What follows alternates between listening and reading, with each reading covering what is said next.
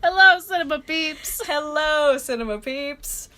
Oh, happy Tuesday. Yes, happy Tuesday. I am in desperate need of a haircut, I just realized, looking at myself here. Yeah, I don't think I've cut my hair in probably a year.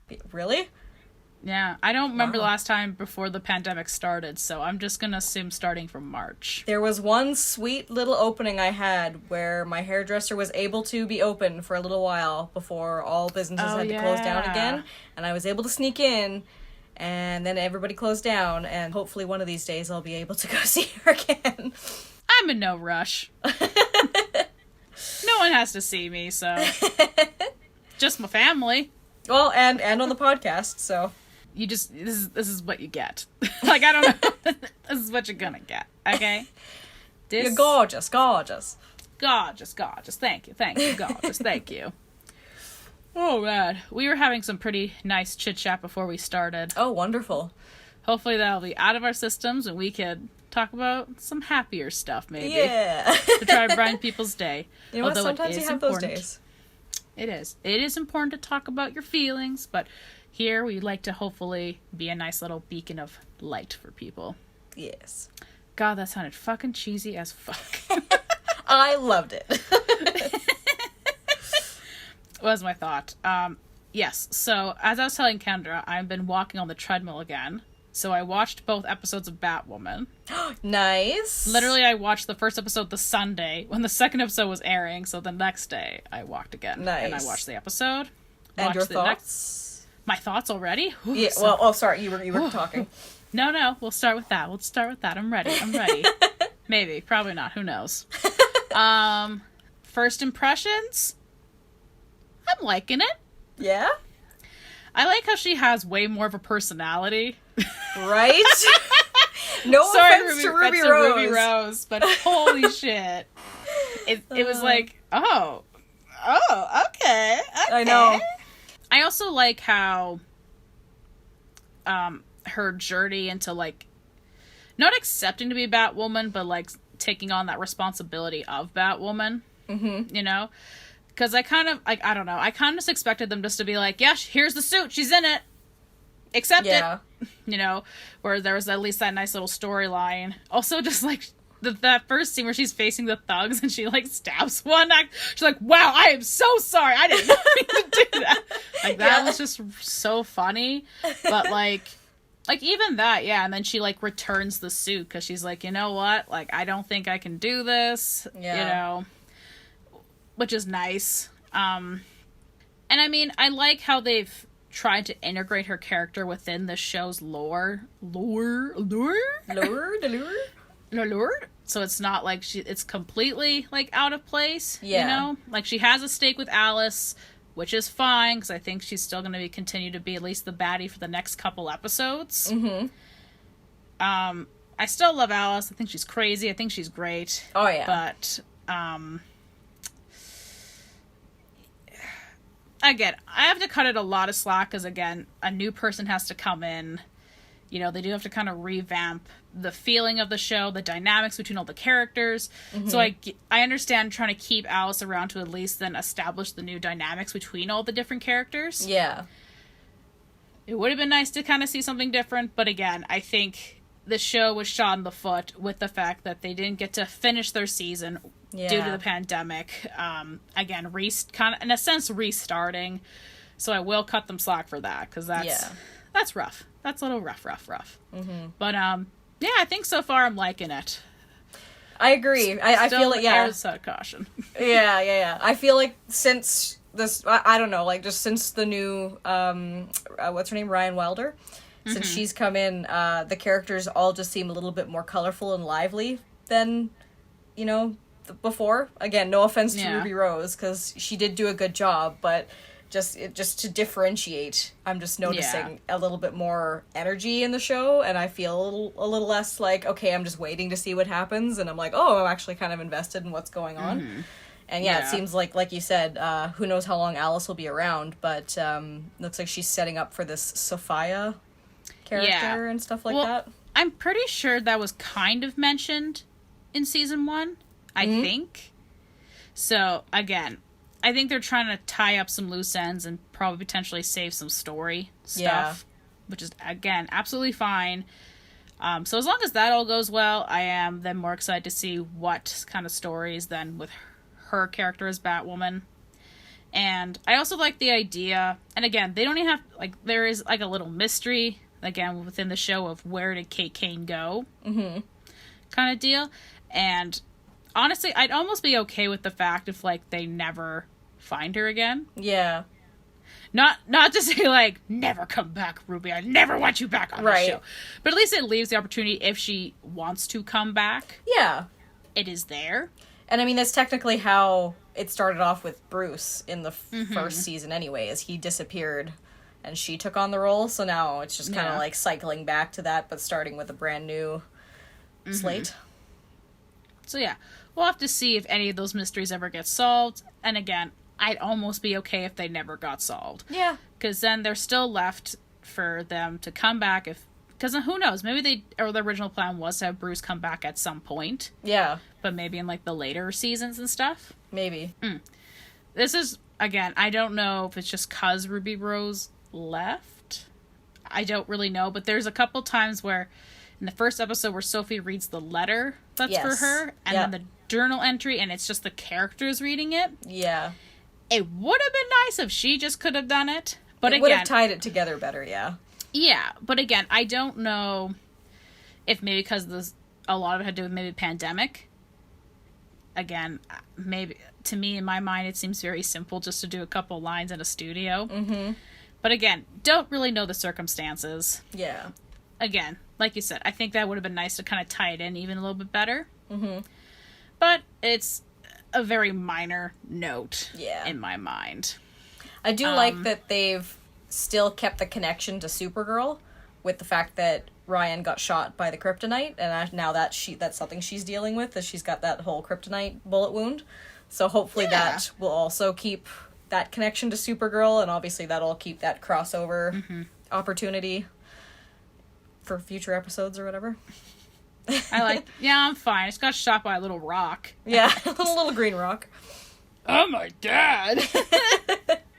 That's weird. But yeah, I have some hope. We'll see how it goes. Like I said, I think the show's going to have to go through a lot of fucking hurdles. Oh, yeah. You know, on top of, like, you know, the real world hurdles of pandemic, shooting in a pandemic, you know. Just, you know, everything we just mentioned. So, best of luck to you, season 2 of Batwoman. I have hope. It will be better. Hope is what kills you.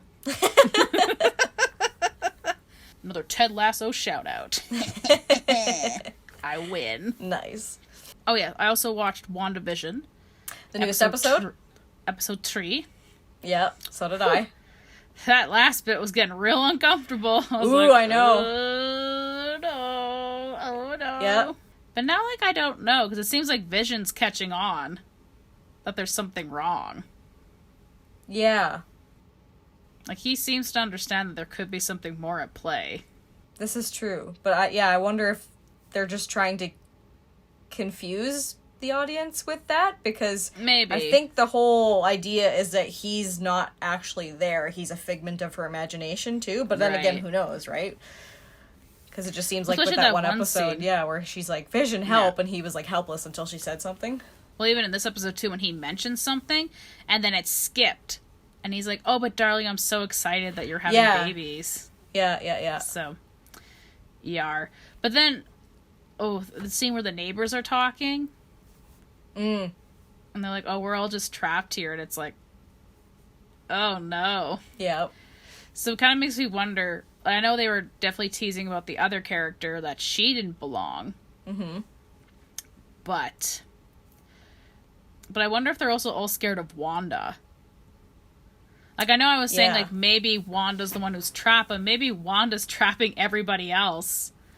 You know, that's maybe, true. like, maybe she doesn't even realize it. Like, it's involuntarily, you know?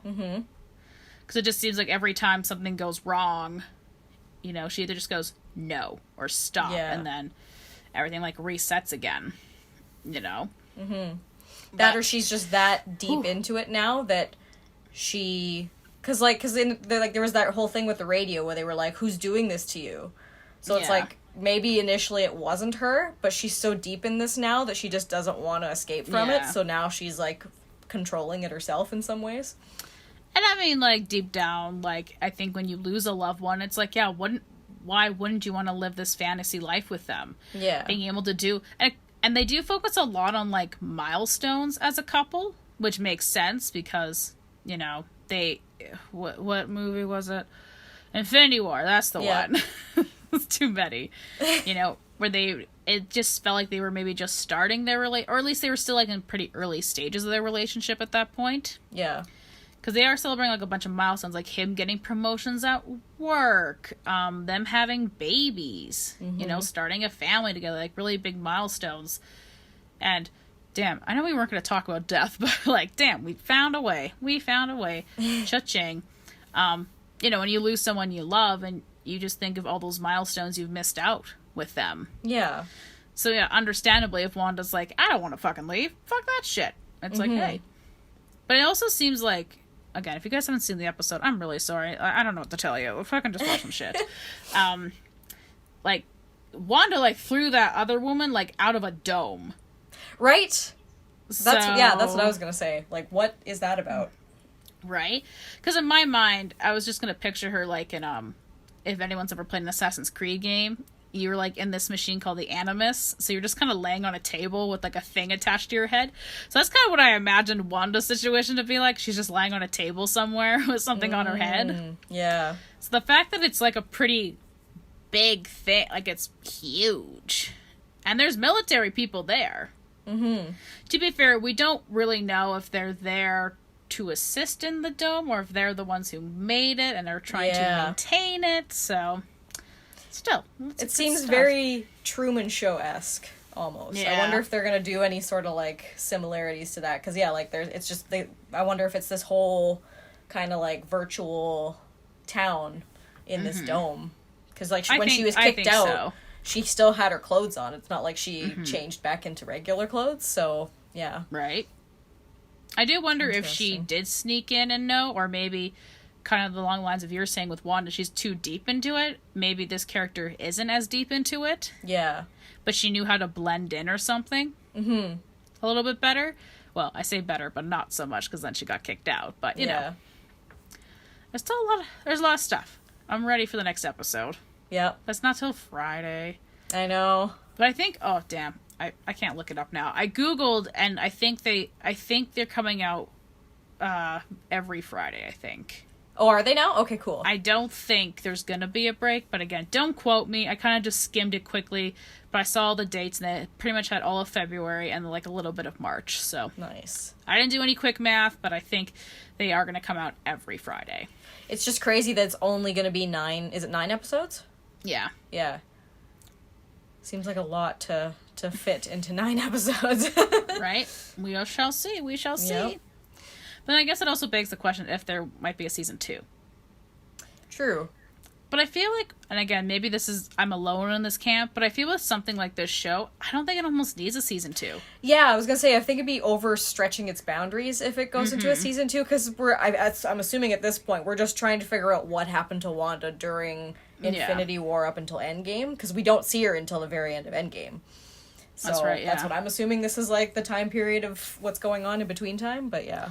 But did she get toasted too? I don't remember. Yes. Because when, after, my dad and I just watched it recently, and when Tony snaps his fingers again and brings everybody back, that's when, like, all the other Avengers show up, and then she, like, she comes in, and she's all like, you took everything from me, and then, like, does her whole thing, so yeah. Her whole, you know...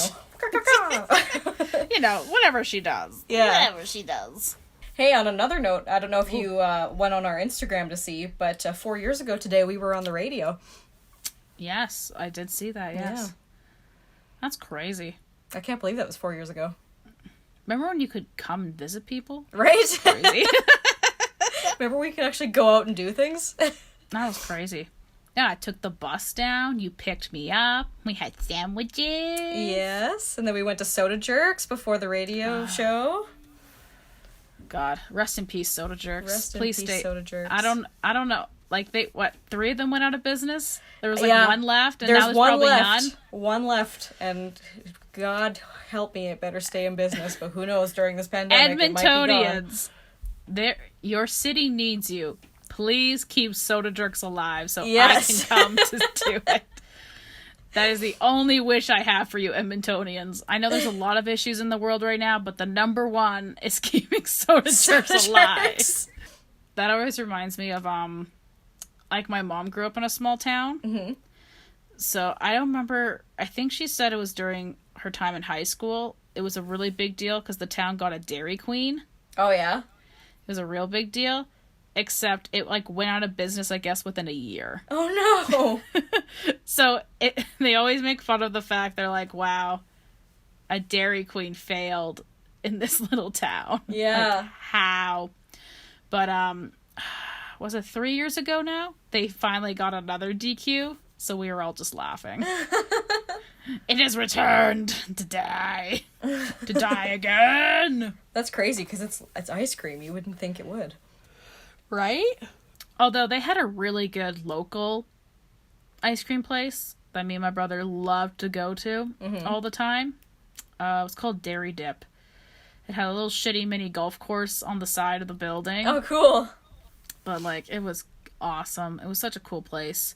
But I think that one went out of business, and now it's replaced with Dick Insurance or something. So every time we passed by in the car, I was like, you dicks! You took it away!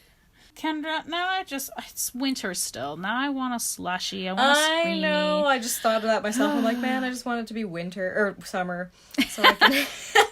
Wish granted, Kendra. It is winter. Your wish has been granted. Just go outside and scoop up the snow and eat it. Maybe not. No. You might get a flavor you don't want, yes, very tart lemon, or doggy poop. Doggy poop. No, what would that be? Brown brownie mush flavor. Double chocolate Rocky Road. Actually, there was a ice cream shop that was a part of Londonderry Mall, and so it was just right on the corner in the food court, and they had little stairs so you could go up and look inside the glass to see what kind of flavors for ice cream they had. And they always had such cool flavors. They had the traditional bubble gum, they had cotton candy, they'd have rainbow sherbet, tiger ice cream, and the one I always loved was the Barney flavor because it was purple and green, obviously. But yeah, what kind of flavors though?